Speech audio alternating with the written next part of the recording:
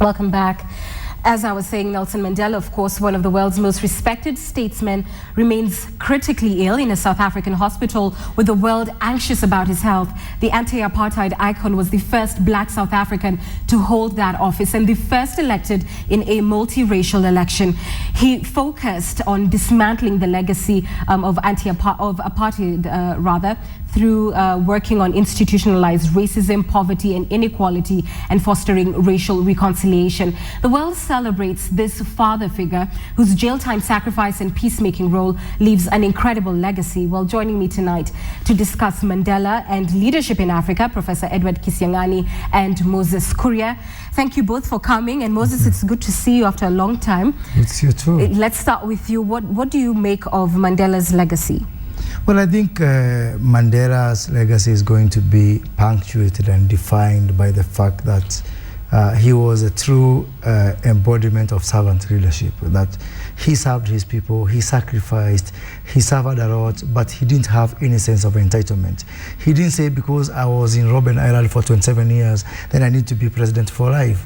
And the other thing is that he was not vindictive. He was, he embraced people who are largely responsible for his predicaments over all those years, which is something contrary to many people we find in Africa.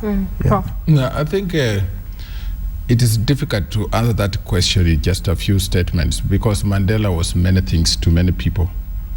He was a husband, he was a father, and still is. He was a statesman, he still is. He's a politician, and now he's sick. I think if you look at each of those platforms, you can assess Mandela. I think I've not seen very many men who can sacrifice the pleasures that go with a beautiful woman like Winnie and give their life to a struggle. That is one legacy that is a big challenge to men.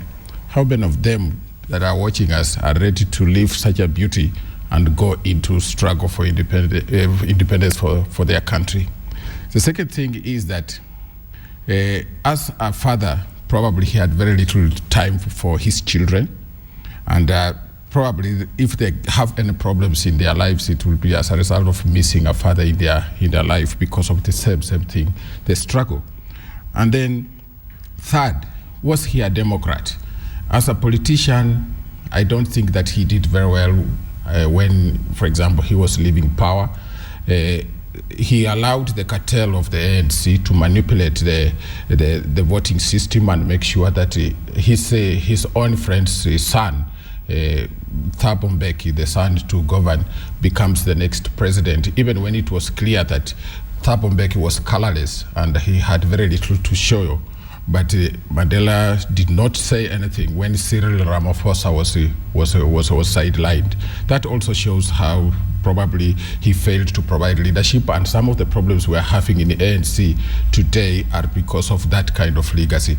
Great man, great failures as well. And one of those that's not often talked about was, and you've alluded a little bit too, it was the very personal failure that was in his family. Right now, as we speak, they're in court over where he's to be buried, and those who have written about it allude to his violence against Winnie, the distance that the children claim to have felt. Do we sometimes expect, Moses, too much from great men? Is family sometimes the unfortunate sacrifice that happens? I think that is absolutely right, because it is not every day that you get a man that is jailed for 27 years. And to expect that the family side of Mandela would be intact or would be the same as Professor Kisiangani is a little bit, asking for too much of Mandela, because Mandela is a great man, he's an icon. I think he's one of the greatest men and one of our greatest heroes ever to live. But essentially, he's a human being, and you've got to juxtapose the family life, the Mandela the man, with Mandela the leader. And I think if you look at it that way, you'll be more fair in your judgment of Mandela's family life. I think it is reasonable to say that as a politician and a statesman, he was quite successful, but as a family man, he was a disaster, he was a failure. And you can understand why he made a choice. And I think there are so many milestones within Mandela's life that people need to consider. For example, the Rivonia trial of 1963, where there was Walter Sisulu, Govan Mbeki, Kathrida, Bernstein, all these guys who appeared, who were arrested off the suburbs of Johannesburg in Rivonia, and then accused of plotting to overthrow the government, the apartheid regime of South Africa. In the following year, in 1964, in April, when he was asked to address the court, which was presided over by Judge Gattas Wet, he said that my position is to have a united, free South Africa. This is the cause I'm ready to die for now, and I will still be ready to die for any other time. Now, that declaration shows that he made a choice. Everything else for Mandela was second. The first and most important thing for him was the struggle for change in South Africa, and even for change in the entire African continent. So things like what he did as a father, I think they played second fiddle. No, but I think, Professor, you've got to look at it this way. Other than his first marriage, the other reported time that we came to know of his family problems was in 1993, 1994. That was a whole 30 years away. Now, did you expect that the Mandela of 1963 at Rivonia trial is going to be the same one of who was released from prison? I think you are. And the other thing also is that you look at it also from Winnie Madikizela's point of view. I mean, the media was very intrusive in her private life, especially on the issue of the football club, which was actually the last, straw that broke the camel's back. So I think we need to temper our expectations of deity and greatness with some humanity here, and some understanding that Winnie and Nelson were human beings after all. Professor, let me move us forward, because you've talked about tempering it, and a lot of people say, he has inspired a generation of leaders. Who are these leaders? Do we really have any examples that we can point to in the continent, or really the world over, that you say that is a man who is following in Mandela's footsteps, or woman for that matter? I think for in terms of looking at the general picture that Mandela gives us across the African continent and across the world, I think Mandela has no equal in Africa. And especially with regard to leadership, first he takes power, as Moses is putting it, and stays on for only one term and gives power. Very many of these African leaders cannot do it. So the Mandela that we are talking about is an alien to the African continent. Most of these leaders right now, you can see them, shedding tears of pain, that because Mandela is sick, they are feeling very bad. They will talk about Mandela, but none of them can practice what Mandela can do. They are not democrats. They are dictators. They will detain people if they are given a chance without trial, and put them into preventive detention like Mandela was put. Most of them have messed up the economies of the African continent. I think it is of bigger concern for us as Africans to think about who among the African leaders can provide anything 1/8 of what Mandela stood for and what he did for South Africa. Even when the struggle for independence was achieved in Africa, most of the African countries still practiced the same things that Mandela was fighting against. For example, Kamuzu Band of Malawi. We had detention without trial in Kenya. We had Idi Amin. This is the crop of leadership that you really don't want to think about. So he is a political alien in Africa.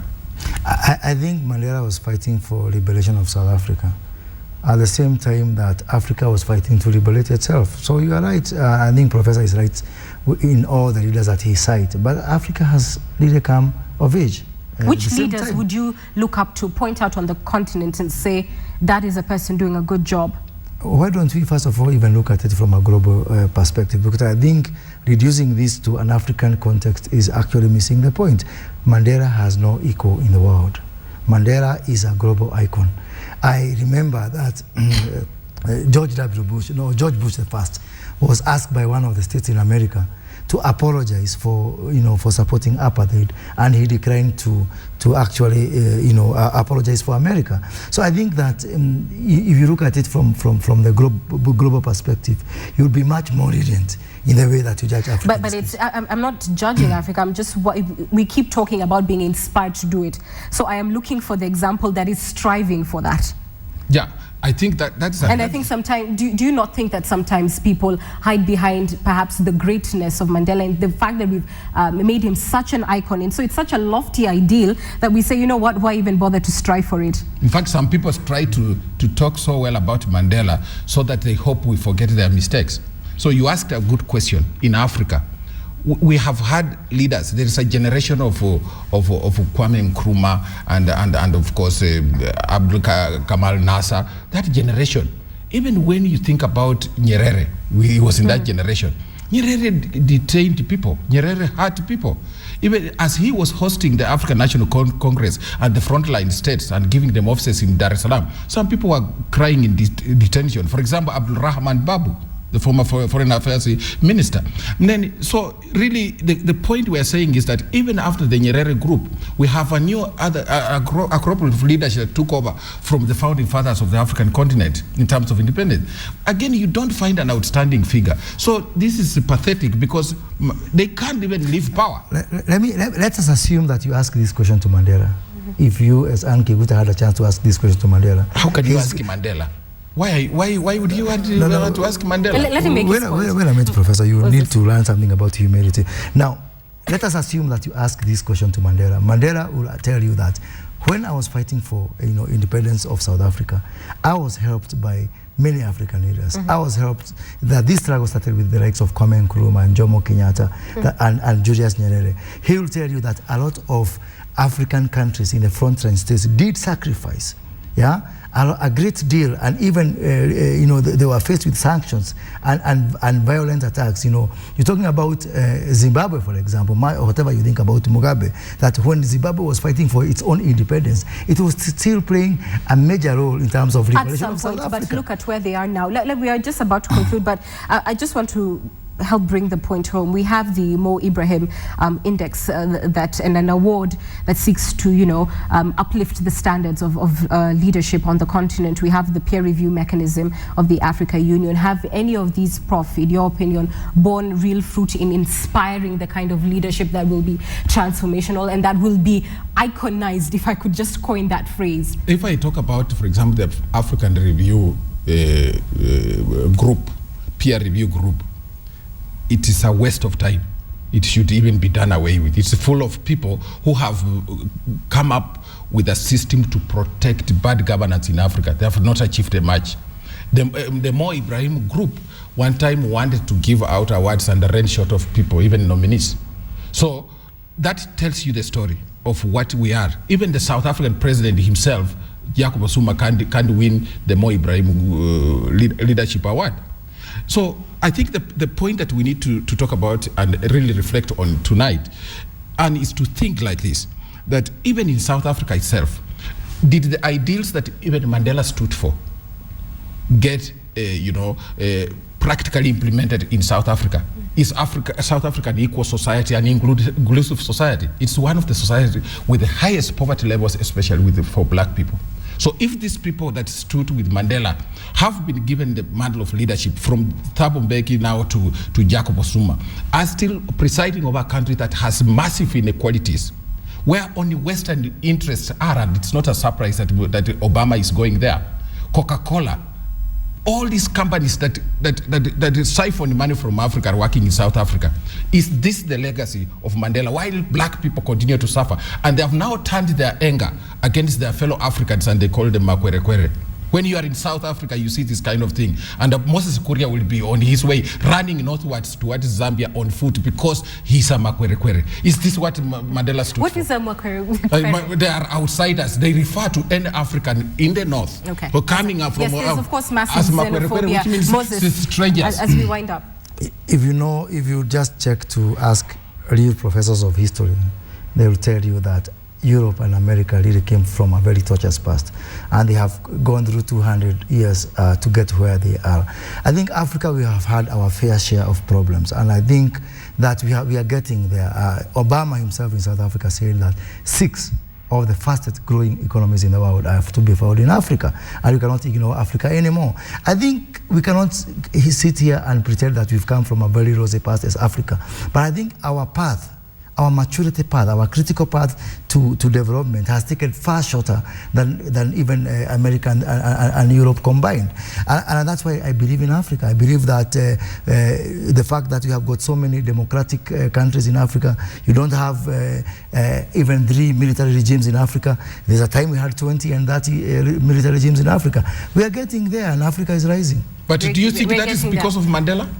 Well, Mandela and everybody contributed to this path. And Mandela has played a role that you cannot ignore. Mandela's legacy is there and is going to last forever. And gentlemen, I suppose we are still on that road. We're still on that road, and that's why Checkpoint is so important, because it helps us to get these conversations going at this level and, of course, at home as well. Remember, the conversation continues online on Twitter, #Checkpoint. We take a short break. I'll be back with the sports next.